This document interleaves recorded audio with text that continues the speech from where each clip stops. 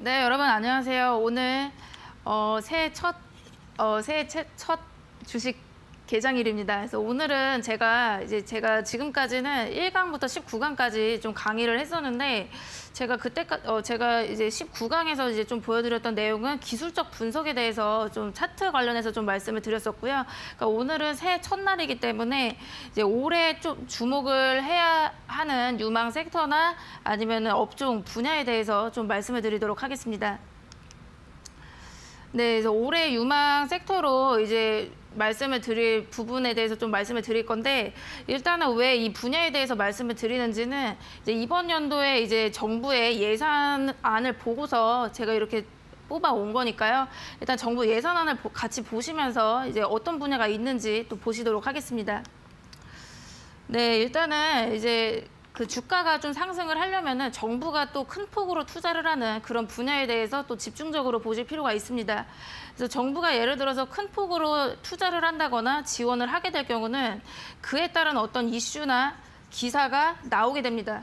그래서 정부가 뭐 7천억 규모로 여기에 이 사업에 투자를 한다, 뭐 이런 식의 어떤 기사가 나오기 때문에 그러면은 이제 이슈화가 되고 또 기사화가 되면서 또 관련 업종들이 이제 테마를 형성을 할 수가 있습니다. 또 테마를 형성을 해가지고 이제 같이 또 크게 급등을 할 수 있는 부분들이 있기 때문에 이제 여러분들이 이제 업종을 선택을 하실 때 이제 정부가 어느 정도로 이제 투자를 하고 또 지원을 하는지 그 부분에 대해서 또 보셔야 되실 것 같고요. 그래서 제가 이제 첫 번째로 이제 보여드릴 부분은 이제 이번 연도에 정부 예산이 어떻게 편성이 되었는지부터 말씀드리도록 하겠습니다. 그래서 이번 연도에 이제 정부 예산안을 보시게 되면은 총 607조 7천억 규모로 나왔습니다. 그래서 이미 이제 계획이나 계획서는 이미 다 나온 상황이고요.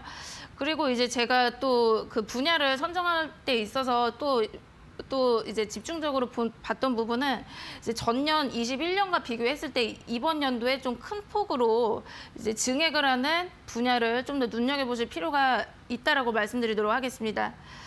네.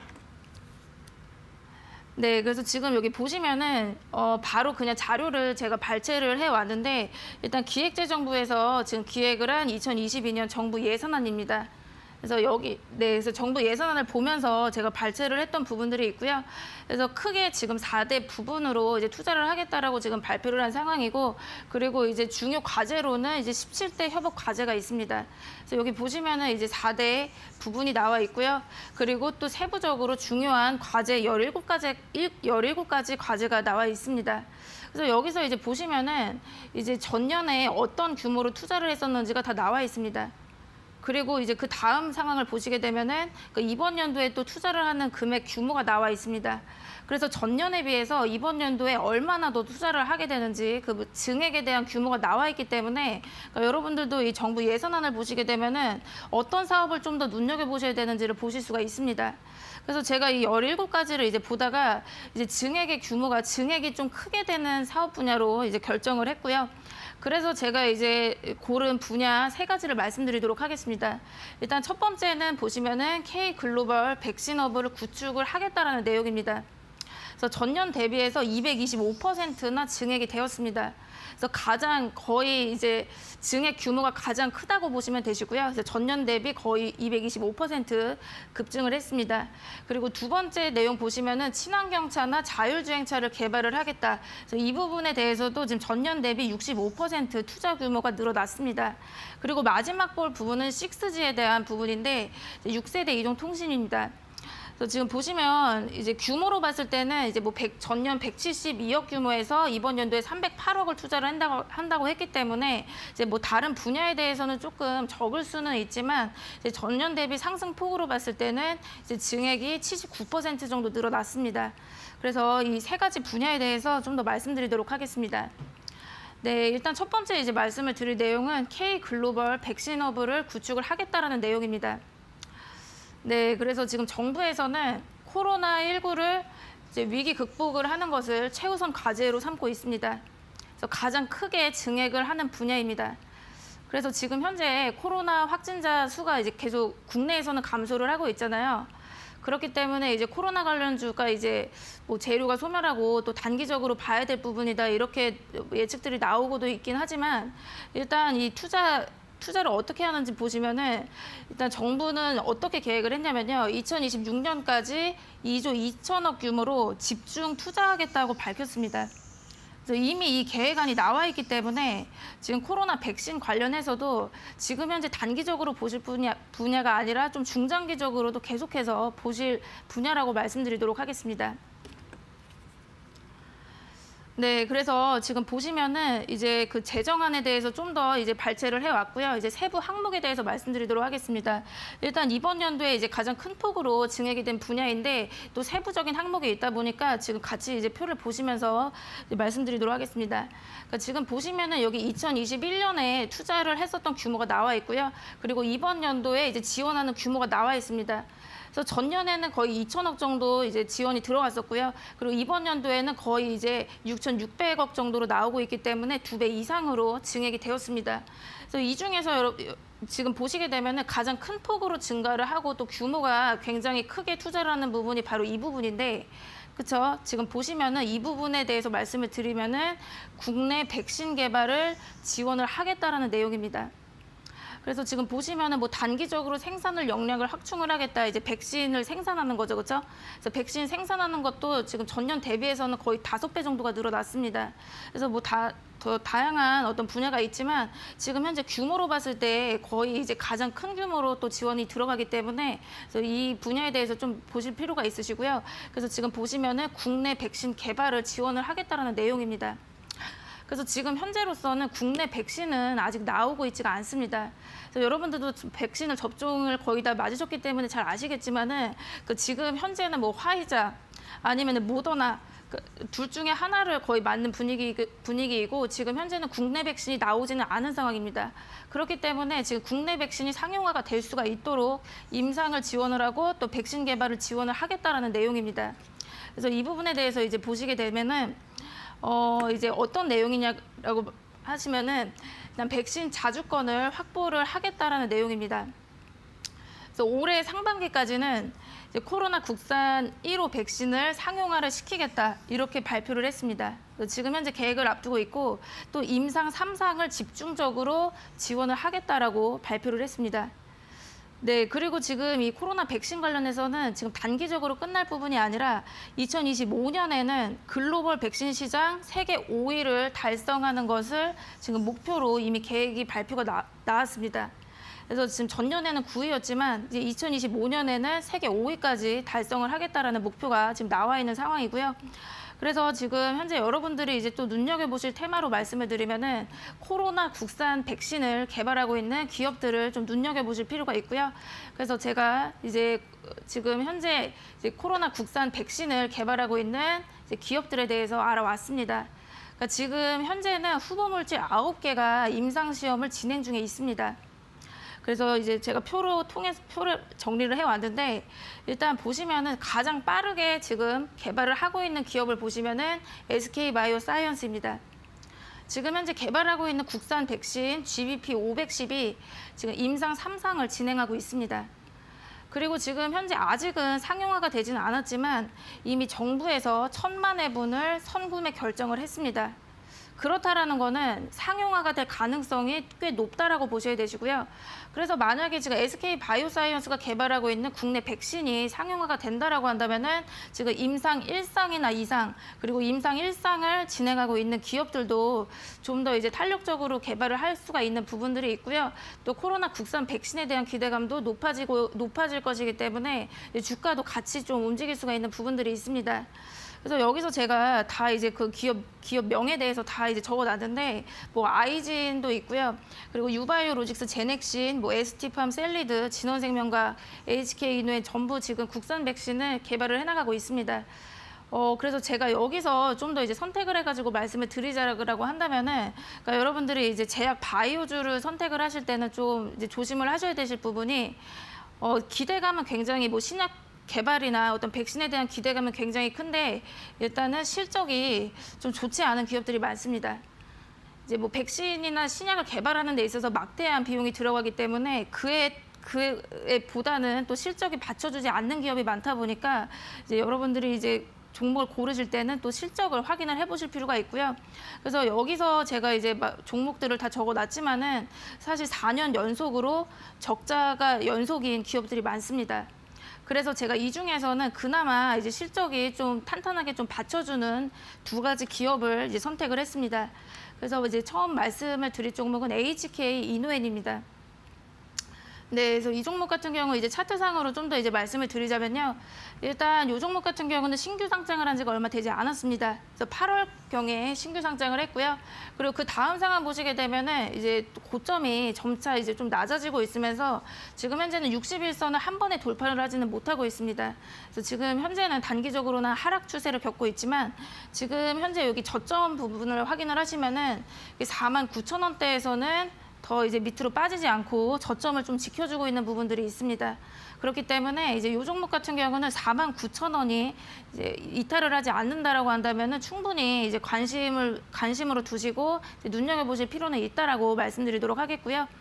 네, 그리고 두 번째 종목 말씀드리자면은 유바이오 로직스입니다. 네, 이 종목도 이제 차트를 보시면은 네, 제가 뭐 차트 강의에서 계속 말씀을 드렸지만은 차트 보시기가 이제 어려우신 경우는 이제 고점이나 저점을 좀 찾아보시면 됩니다. 그래서 여기 보시면 이제 고점을 61,000원대에서 형성을 했죠, 그렇죠? 그 다음에도 보시면은 이제 두 번째 고점도 61,000원대를 넘지를 못했습니다. 전고 돌파를 하지 못하면서 이렇게 좀 하락세로 좀 빠진 것으로 보여지고 있는데 지금 현재 이 종목을 좀 길게 보신다라고 한다면은 이제 제가 저점도 한번 고점이나 저점을 다 이제 찾아보시라고 말씀드렸죠, 그렇죠? 그러니까 저점을 이렇게 좀 찾아보시면은 지금 보시면 저점을 올려가는 추세는 이어지고 있다라고 보고 있습니다. 그래서 이 긴 추세가 어느 정도 이어진다라고 한다면은 이제 관심 종목으로 좀 눈여겨서 보실 필요는 있으시다라고 말씀드리도록 하겠습니다. 네, 그리고 이제 두 번째 분야 미래차 개발과 보급에 대해서 말씀드리도록 하겠습니다. 네, 그래서 작년에는 2조 원 규모로 이제 지원을 하겠다라고 발표가 되었었는데 이번 연도에는 3.4조 원으로 늘어났습니다. 그래서 약 65% 증액이 된 부분이 있고요. 그래서 관련 분야에 대해서 말씀을 드리면은 일단 지금 보시면 그 이산화탄소 배출량이 계속 늘어나고 있기 때문에 이제 온실가스 감축을 위해서 탄소 중립을 계속 목표로 정부 정책이 나오고 있습니다. 이제 그중 이제 주요 프로그램으로 보시게 되면은 친환경차의 보급을 늘리겠다라는 내용입니다. 그래서 보시면은 전년에는 26만 대까지 보급이 됐었는데 그러니까 이번 연도에는 50만 대까지 보급을 늘리겠다라고 발표를 했습니다. 거의 이제 2배 가량으로 늘리겠다라고 발표를 했고요. 그래서 무공해차로 볼 수가 있는 거는 전기차나 수소차로 볼 수가 있습니다.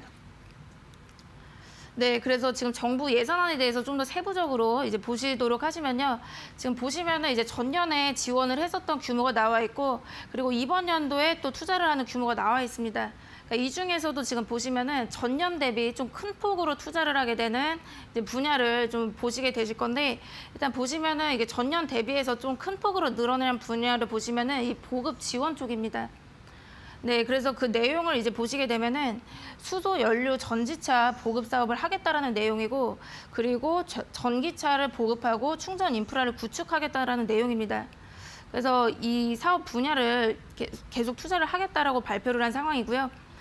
네, 그래서 지금 보시면은 크게 수소차냐 전기차냐 이렇게 나눠보실 수가 있는데 일단 그 수소차랑 전기차를 좀 비교하는 표를 만들어 왔습니다. 네, 그래서 지금 현재 이제 표로 이제 보여드리고 있는데 일단 지금 보시면은 전기차 보급량을 전년에는 23만 대까지 보급이 됐었지만 그러니까 이번 연도에는 거의 2배치로 늘린다라고 발표를 했습니다. 그리고 2025년에는 거의 이제 전년 대비해서는 4배 가량으로 보급을 하겠다라고 발표를 한 상황이고요. 그리고 수소차도 마찬가지로 지금 큰 폭으로 이제 보급수를 늘려가고자 계획을 하고 있습니다. 그래서 지금 현재 보시면은 수소차도 마찬가지고 수소차도 거의 2만 대 수준에서 이제 2025년에는 20만 대까지 늘리겠다라고 한 상황인데 지금 현재 보시면은 결국에는 뭐 전기차나 수소차나 다 미래 가능성은 있습니다.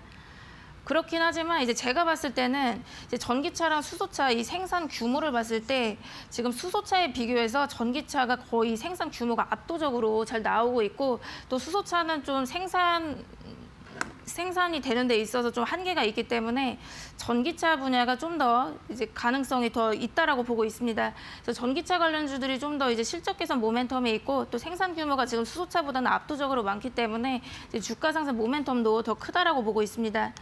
그래서 전기차 충전 관련해서 이제 말씀을 드리려고 하고요.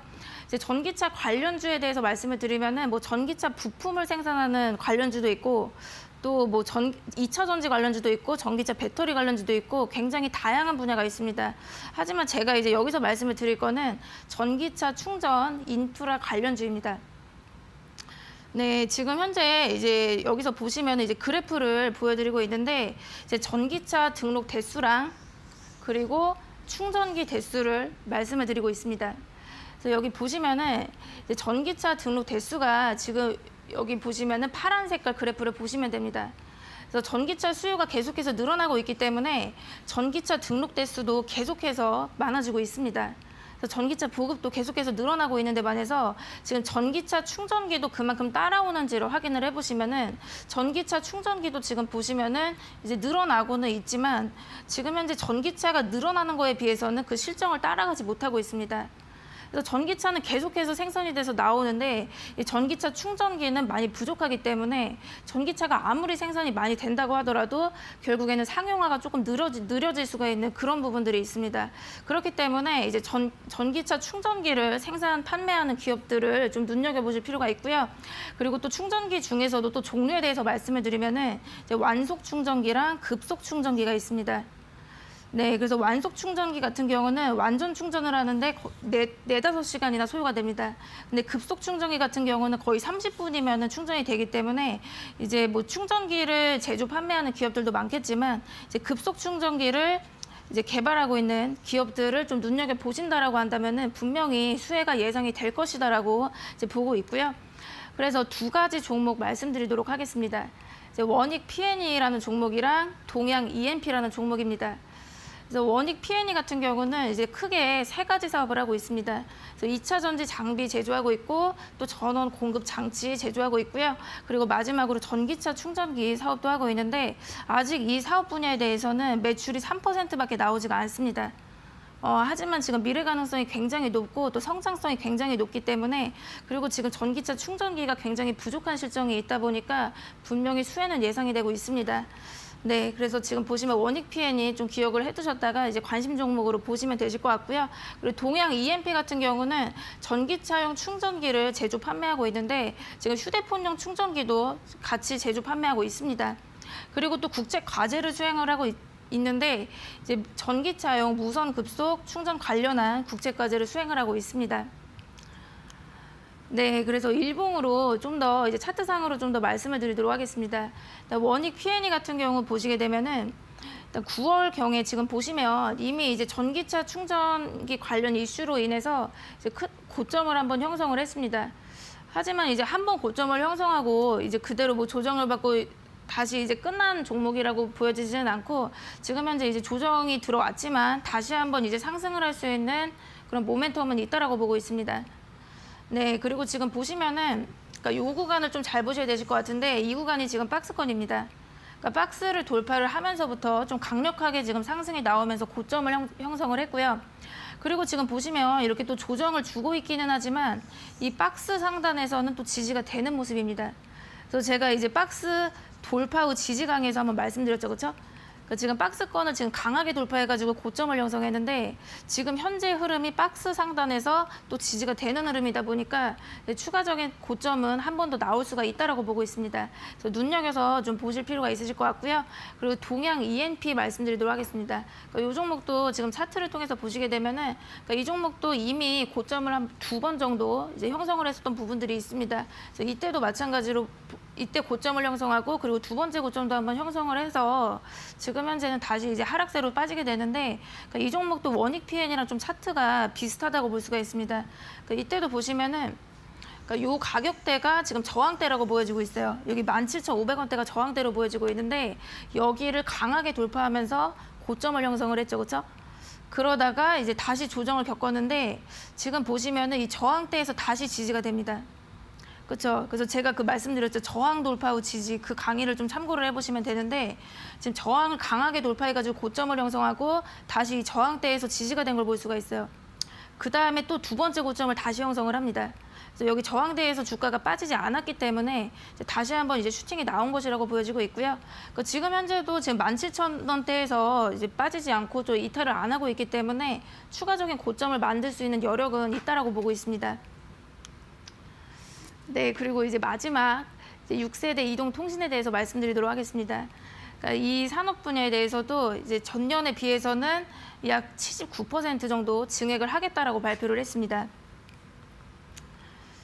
네, 그래서 지금 이제 6G에 대해서는 이제 말씀을 드리면은 이제 5G보다는 거의 이제 50배나 속도가 빠르다고 합니다. 그래서 지금 5G도 아직 활성화가 많이 되지는 않았습니다. 아직 완벽하게 활성화가 되지도 않았는데 이제 6G는 너무 빠른 거 아니냐 이런 질문들이 나올 수도 있지만 지금 현재 그리고 실현이 가능한 때를 말씀을 드리면은 이제 5년 뒤라고 보고 있습니다. 그래서 2027년으로 예측이 되고 있는데 이제 너무 빠른 거 아니냐라고 볼 수도 있겠지만 사실 주가가 이제 상승을 하는 부분에 대해서 보신다고 한다면은 이제 실적으로 막 움직인다고 한다기보다는 기대감으로 충분히 주가가 움직일 수가 있는 부분이 있기 때문에 네, 이제 지금 현재 5G에 대한 어떤 불만족도도 많이 나오고 있어서 이제 6G에 대한 기대감도 지금 높여가고 있는 상황입니다. 네, 그래서 지금 보시면은 이제 대기업들도 계속해서 이제 6G를 개발을 해나가고 있는 상황이고요. 그래서 지금 현재 보시면은 이제 삼성전자 같은 경우는 작년 8월에 미래 먹거리 사업으로 이제 6G를 포함을 했습니다. 그래서 반도체랑 AI, 로봇에 이제 투자를 하겠다라고 발표를 한 상황인데 일단 여기 보시면은 여러분들 잘 아시겠지만은 뭐 로봇주도 최근에 큰 폭으로 오르기 시작을 했고 또 시스템 반도체도 또 반등을 하기 시작했다라는 거 아실 겁니다, 그렇죠? 근데 아직은 이 통신 관련주는 아직 오르지가 않았기 때문에 그러니까 이번 연도에 한번 강세를 보일 수 있을 만한 사업 분야라고 보고 있습니다. 그리고 LG전자도 마찬가지로 이제 3대 미래 성장 동력으로 이제 6G랑 로봇 그리고 전장을 꼽았습니다. 그래서 지금 현재 보시면은 아직은 이렇게 미래 먹거리 사업으로 지목을 하고 있는데도 불구하고 통신주가 아직까지는 좀 저점에 있는 종목들이 많기 때문에 네, 그래서 지금 통신주도 다시 한번 힘을 받을 것이다라고 보여지고 있고요. 또 제가 지금 종목을 사실 준비를 해왔는데 지금 시간 관계상 원포인트 레슨을 여기까지 해야 되기 때문에 이제 노란톡으로 들어오시면은 제가 종목을 말씀드리도록 하겠습니다. 감사합니다.